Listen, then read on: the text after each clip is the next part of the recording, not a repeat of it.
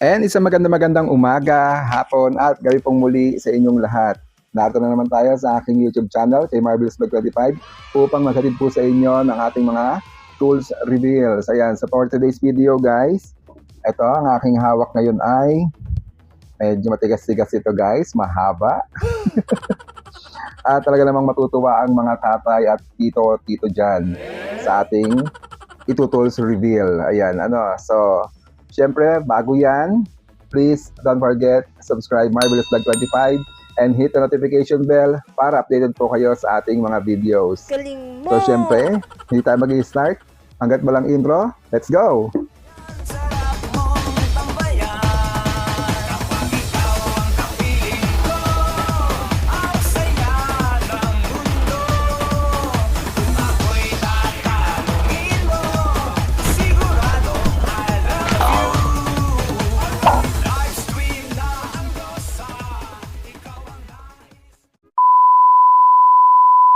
So after ng ating intro guys, ito na ang ating tools reveal. Ang tchanan!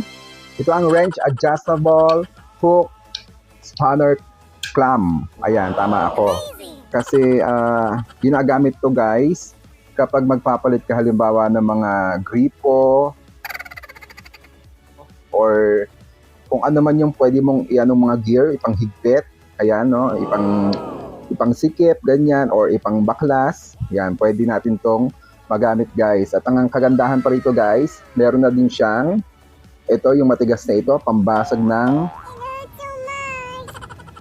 mga bato or semento. Kasi halimbawa, nandun ka sa may kontador ng tubig nyo, then nag-aayos ka doon, at meron mga, alam niyo na, may mga nakasingit-singit na mga bato na hindi mo may mahampas o hindi mo na kailangan kumuha ng martilyo guys. Ito na, ipukpok mo lang to guys. Ayan, at talaga namang basag ka agad ang ating bato or semento. And syempre malaking tulong din ito ang ating adjustable wrench, ano?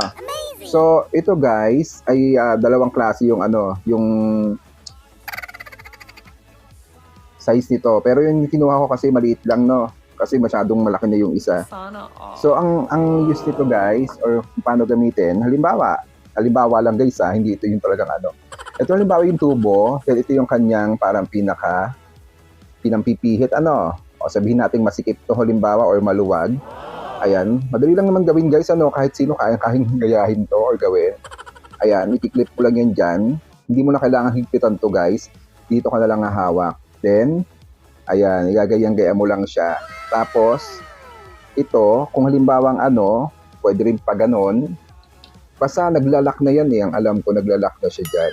Depende na lang talaga kung gaano ka higpit yung Pero pag ganito, yan bumibitaw siya. Pero lalak siya kapag gumanito. Gets nyo?